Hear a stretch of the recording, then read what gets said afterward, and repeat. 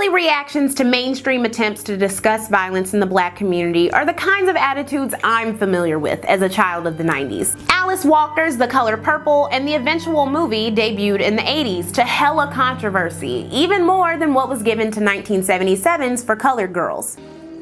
What I'm gonna do about Sophia? Beat her.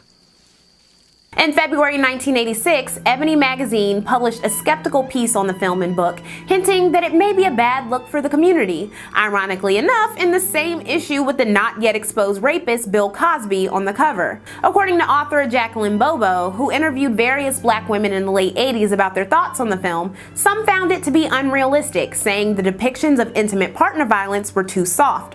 One said, "They'll beat you up, black both your eyes, and then go get right in the bed and go to sleep." Another one chimed in about the backlash to the film, "Where was all this hue and cry when the blaxploitation films came out?" These attitudes were reflected in letters to Ebony about their coverage of the film, though not all saw the merit of it. Wrote one man to Ebony after viewing the movie, "I am less saddened by the film The Color Purple than I am by the distorted perceptions that so many will walk away with after the credits roll. As an African American male, I know that I am not the insatiable, vapid, and senselessly cruel creature whose every move is predicated upon fulfilling chronic sexual desires, but white viewers make no such distinction." This sentiment was echoed by others who felt that the piece of historical fiction put all black men into a bad light by painting them all as abusive. Writer and TV host Tony Brown wrote that the film was the most racist depiction of black men since the birth of the nation and the most anti-black family film of the modern film era. Did he have a point in targeting the film? Was Alice Walker's imagining of a not-so-distant past where black women faced abuse at the hands of black men a complete fantasy? And at the very least, if it wasn't a fantasy, was it a relevant reality to the black community in the 80s and beyond?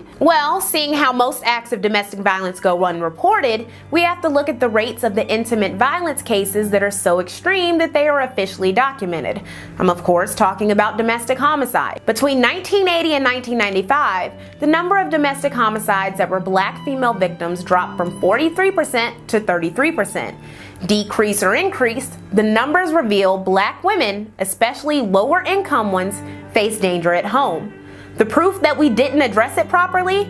By 2008, that percentage was again up to 43%, and by 2019, that number was the ugly aforementioned 53%.